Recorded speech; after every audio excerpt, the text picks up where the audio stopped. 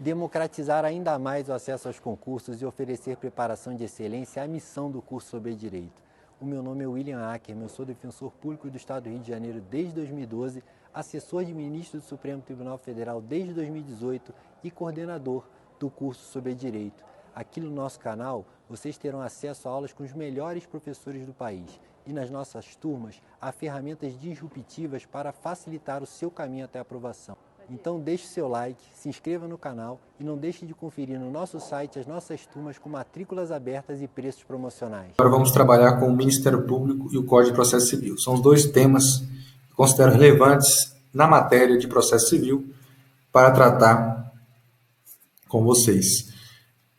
O primeiro ponto é que o Ministério Público também possui um capítulo próprio, artigo 176 a 181. Existem diversos artigos fora deste capítulo em que há menção ao Ministério Público, não poderia ser diferente, tendo em vista que, primeiro, o Código de Processo Civil se aplica subsidiariamente, por exemplo, ao Código de Processo Penal.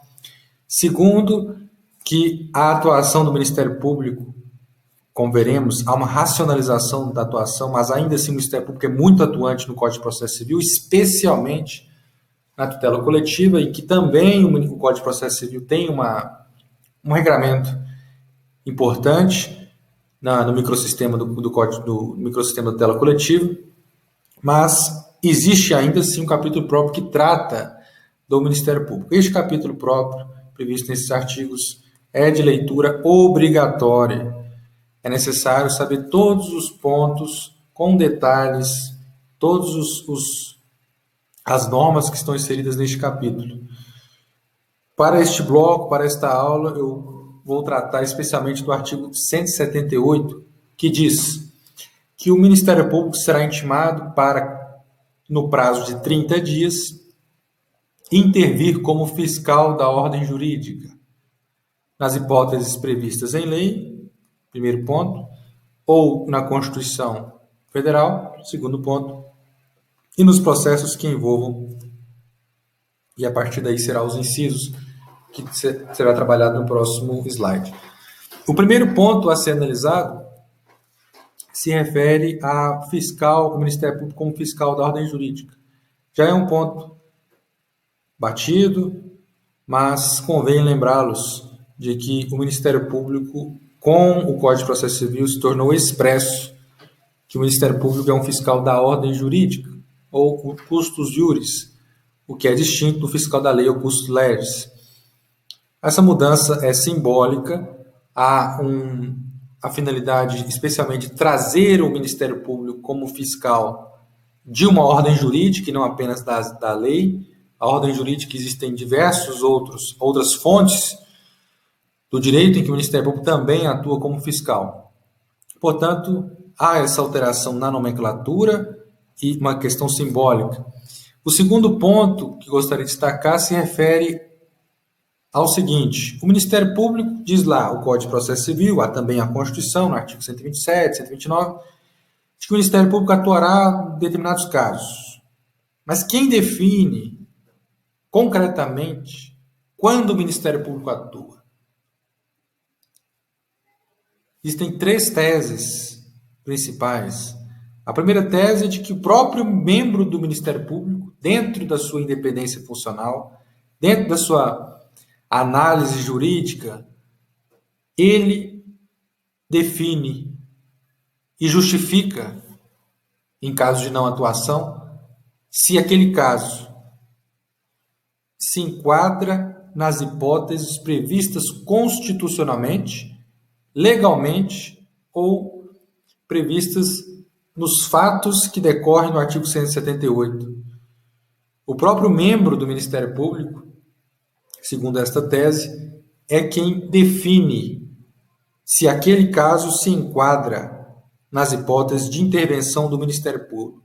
Se não se enquadrar, justifica, fundamentadamente, a sua não intervenção.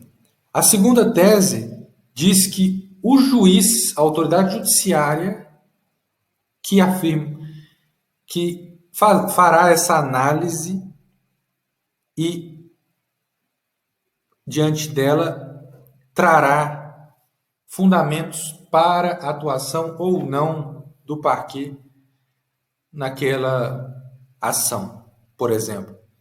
Neste caso, segundo essa tese, se o Ministério Público não concordar, ele que recorra dessa decisão judiciária. Mas o judiciário é que teria o protagonismo de verificar se o Ministério Público deve ou não atuar em determinada demanda. E a terceira tese diz que tanto o Ministério Público quanto o juiz poderão analisar. Pouco importa a questão da atribuição ou da competência para analisar essa questão. O que importa é que, se for o caso de manifestação do parquet, se for o caso de manifestação do Ministério Público, é necessária a sua intervenção. Neste caso, por exemplo, o juiz determinará a intimação do Ministério Público para, como no caso previsto legalmente, 30 dias intervir como fiscal. É a corrente sustentada por Nelson Nery. No âmbito do Ministério Público, penso que a melhor solução é a primeira tese, que o Ministério Público é quem deve definir quando atua. Inclusive, diante da racionalização da intervenção do Ministério Público, especialmente como fiscal da ordem jurídica, como custos iuris, é importante destacar que o próprio membro analise aquela situação para perceber se há ou não algum interesse proveniente de algum fato que traga a necessidade da intervenção do Ministério Público. Mas, de toda forma, existem as três correntes dentro da doutrina e da própria jurisprudência. O terceiro ponto, a ser analisado pelo caput do artigo 178, é de que a intervenção do Ministério Público como fiscal da ordem jurídica, como custos iuris, não inviabiliza a celebração de negócios processuais. Portanto, ainda que o Ministério Público não seja parte naquele processo, é possível que ele celebre negócios processuais. Sabe-se que o Código de Processo Civil trouxe uma amplitude para os negócios processuais, tanto típicos quanto a cláusula de abertura dos negócios processuais atípicos. E para ambas, o Ministério Público, quando for parte, não havia polêmica. Mas, ainda assim, como fiscal da ordem jurídica, é possível que o promotor de justiça celebre negócios processuais, a depender da solução do caso concreto. Prosseguindo no artigo 178, nós temos lá que, retornando, o Ministério Público será intimado para, no prazo de 30 dias, intervir como fiscal da ordem jurídica nas hipóteses previstas em lei, 1. Constituição, 2. Nos processos que envolvam, inciso primeiro, interesse público ou social. Primeiro comentário a respeito deste fator é o interesse público. Este interesse público, conforme a divisão lá na doutrina clássica de Renato Alessi, interesse público primário, interesse público secundário, é importante destacar que este interesse público previsto no Código de Processo Civil se refere ao interesse público primário, não ao interesse público secundário. Corrobora este entendimento o próprio parágrafo único do artigo 178, que afirma que a participação da fazenda pública, ou seja, como garantidora do interesse público secundário, interesse financeiro do Estado, não configura, por si só, hipótese de intervenção do Ministério Público. Portanto, não é porque a fazenda pública está presente, participa daquele processo, daqueles autos, que o Ministério Público irá intervir naquele caso, porque, se analisado apenas o interesse público secundário, a atribuição para a cobrança, por exemplo, de uma execução fiscal é da Fazenda Pública e não do Ministério Público. O Ministério Público está interessado, o Ministério Público tem interesse, intervém no caso do interesse público primário. E, além disso, nós temos o interesse social, que advém também da própria Constituição da República. Este foi o inciso primeiro. O inciso segundo, que traz também interessante questionamento, diz respeito ao interesse de incapaz. E a primeira problemática que nós temos é se o Ministério Público deve atuar sempre a favor do incapaz. Neste caso, nós temos 3 correntes. A primeira corrente afirma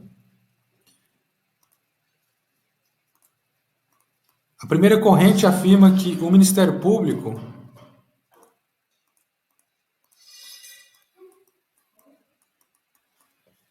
está obrigado a defender o incapaz. Sempre está obrigado a defender o incapaz. No máximo, diz que não tem nada a acrescentar.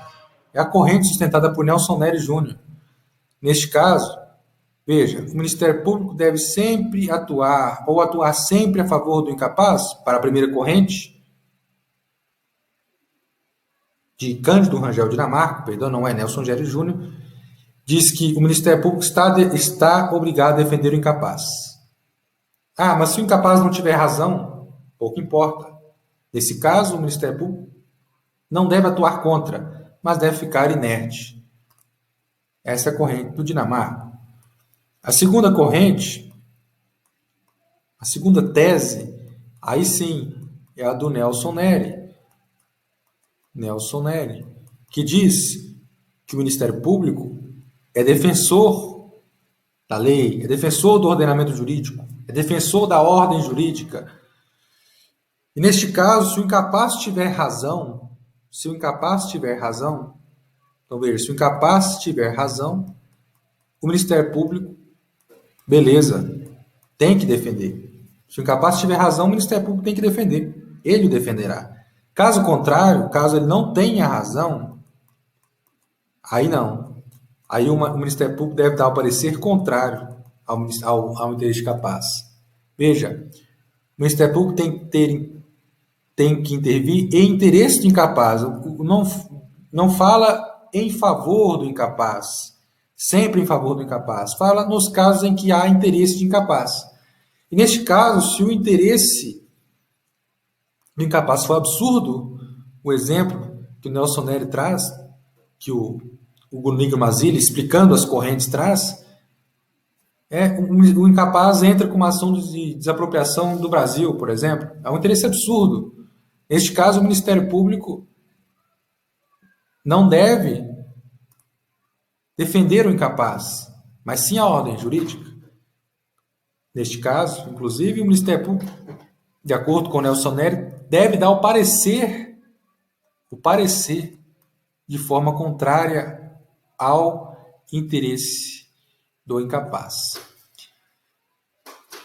A terceira corrente, que é a do Hugo Nigro Mazzilli,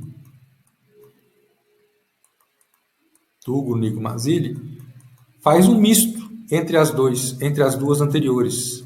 Faz um misto entre a do Dinamarca, que fala que o Ministério Público sempre deve atuar em favor do incapaz, ou no máximo, no caso da desapropriação, ficar inerte. O Nelson Nery diz que o interesse do incapaz, se ele tiver razão, beleza. Se ele não tiver razão, o Ministério Público dá o parecer contrário.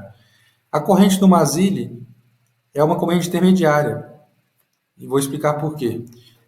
Em primeiro lugar, o Mazzilli concorda com o Nery na questão do parecer contrário, quando o incapaz não tem razão, diz Mazzilli, não convém à ordem jurídica que o incapaz perca tendo razão. No entanto, se o incapaz estiver pedindo um absurdo, como no exemplo que eu dei, o Ministério Público pode dar o parecer contrário ao incapaz. E aqui ele divide, porque ele não vai além. O Nelson Nery diz que o Ministério Público pode dar o parecer e pode, inclusive, recorrer contra o incapaz. O Mazzilli diz que não. O Mazzilli diz que o Ministério Público pode dar o parecer contrário, mas não pode recorrer. Por quê? Porque para ele, me parece bem acertado, isso é um problema de interesse processual. E não é um problema de liberdade do Ministério Público. Recorrer é um problema de interesse. E neste caso, não há interesse do Ministério Público se a pretensão do incapaz, por exemplo, for um interesse disponível. For um acidente de carro, por exemplo, um interesse disponível. Não cabe ao Ministério Público recorrer se o interesse for disponível, tendo o incapaz, não tendo o incapaz, razão. Portanto, o Mazzilli ele fica entre as duas primeiras correntes. Recapitulando, o Ministério Público deve atuar sempre a favor do incapaz? Primeira corrente, Dinamarca, diz que sim. Sempre incapaz. No máximo, o Ministério Público fica inerte. O Nelson Neri diz que se o incapaz tiver razão, claro, sim. Se o incapaz não tiver razão, o Ministério Público pode dar o parecer contrário e, inclusive, recorrer. E a terceira tese, a terceira corrente do Mazzilli, diz que concorda com o Neri em relação ao parecer não ser vinculado ao incapaz, mas não vai além na questão do recurso. Neste caso, ainda que o incapaz não tenha razão, se for um interesse disponível, o Ministério Público não pode recorrer, porque é caso de interesse processual e não de liberdade de opinião. Por fim, em relação ao terceiro inciso, gostaria de acrescentar que o Código de Processo Civil trouxe expressamente a intervenção do Ministério Público nos litígios coletivos pela posse de terra rural ou urbana. Neste ponto, a doutrina, por exemplo, Hermes Zanetti, bem atenta à alteração do Código de Processo Civil, afirma que o CPC trouxe, na verdade, implementou o termo urbano, pois no Código passado, apenas litígios coletivos pela posse de terra rural. O urbano aqui, então, portanto, traz uma feição da atuação do Ministério Público na tutela da ordem urbanística e na ordem urbanística ambiental. Inclusive, hoje a atuação do Ministério Público, vocês verão certamente em direitos difusos, há uma atuação muito preponderante na tutela ambiental e na tutela urbanística, especialmente com a expansão das cidades e os problemas gerados pelo meio ambiente. Portanto, recapitulando, no artigo 178 nós temos as hipóteses previstas legalmente da atuação do Ministério Público, incisos 1º, 2º e 3º. Por fim, gostaria de acrescentar alguns pontos relacionados ao Ministério Público do Código de Processo Civil, especialmente que foram alterações importantes na atuação do membro do Ministério Público no dia a dia e também atuações no sentido de racionalizar a intervenção do Ministério Público. Nesse sentido, existem diversas regras, existem diversos fatos previstos, fatos que corroboram a ideia de racionalização da intervenção do Ministério Público, tanto tratados, convenções, enfim, existem diversas regras, mas vou trazer aqui algumas que considero relevantes para o tema. A primeira é a recomendação 34 do Conselho Nacional do Ministério Público, que explicita a necessidade de racionalizar a intervenção do Ministério Público no processo civil, notadamente em função da utilidade e da efetividade da referida intervenção em benefício dos interesses sociais, coletivos e individuais homogêneos. A ideia é racionalizar a intervenção do Ministério Público a fim de evitar que o Ministério Público seja apenas um parecerista de questões de Estado. Um parecerista. Não, o Ministério Público tem que, com a Constituição da República, o Ministério Público assume um papel de protagonismo em diversos casos, especialmente nos interesses sociais, nos interesses coletivos, individuais homogêneos. E, para tanto, é necessário racionalizar a intervenção do Ministério Público nos demais casos. Exemplo de racionalização prevista no Código de Processo Civil. Nós temos o fim da previsão da intervenção nas ações de Estado, ou, por exemplo, um divórcio consensual, não há necessidade de atuação do Ministério Público. Essa questão é muito importante porque, embora o Ministério Público esteja como fiscal da ordem jurídica, todas as ações, de certa forma, podem influenciar na ordem jurídica. Não é por isso que o Ministério Público deve atuar em todas. Deve ter essa racionalização, uma interpretação dessa questão da ordem jurídica de forma a racionalizar a intervenção do Ministério Público. Nesses casos, portanto, intervenções de ação de Estado, o Ministério Público nem sempre atuará. Outro exemplo importante que pode cair é a questão do conflito de competência. Antes, o Ministério Público, de novo, sob o viés da defesa, como fiscal da lei, atuava em todos os processos de conflito de competência. Agora não. Com o novo Código de Processo Civil, trazendo essa faceta ao Ministério Público, trouxe a previsão da obrigatoriedade, da intervenção do Ministério Público apenas os conflitos oriundos em que a intervenção do Ministério Público já se impunha. Conflitos de competência advindos de casos em que o Ministério Público já estava intervindo, ou havia previsão da sua intervenção, nestes casos, sim, o Ministério Público intervirá nos conflitos de competência. Nos demais casos, só por ser um conflito de competência, não atrai a intervenção do Ministério Público. Da mesma forma, é a ação rescisória e a jurisdição voluntária. Essas duas hipóteses, apenas o Ministério Público deve intervir se houver outro fator que justifique a sua intervenção. Ou seja, não é porque é uma ação rescisória, não é porque o caso é de jurisdição voluntária que o Ministério Público irá intervir. Ele só intervirá nas ações rescisórias de jurisdição voluntária nos casos em que a sua intervenção já esteja prevista. Portanto, a natureza da ação, por ser rescisória ou jurisdição voluntária, não atrai por si só a intervenção do Ministério Público, como consequência da racionalização. E, por fim, embora exista toda essa racionalização, é importante tratar o ponto de que na intervenção, na ação de interdição, há a previsão da intervenção do Ministério Público. Portanto, na ação de interdição, a natureza da ação, ao contrário da rescisória, ao contrário da jurisdição voluntária, ao contrário do conflito de competências, a natureza da ação de interdição traz a intervenção do Ministério Público.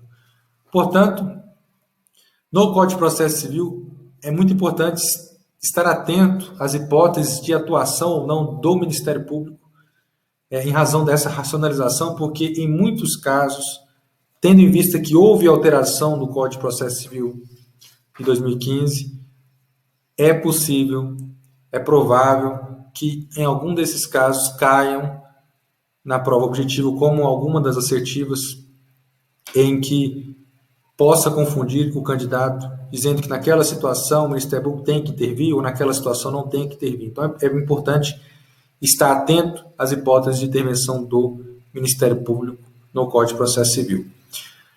Pois bem, esses são os principais fatores que considero, os principais pontos que considero importantes no Código de Processo Civil dentro do tempo que me foi delineado, e apenas a título de conclusão gostaria de salientar, mais uma vez, que o mais importante, a prova objetiva, é a lei. A fonte mais importante é a lei. Portanto, leiam o Código de Processo Civil diversas vezes e a Constituição também, para tentar angariar a maior quantidade de pontos possível. Muito obrigado e boa sorte.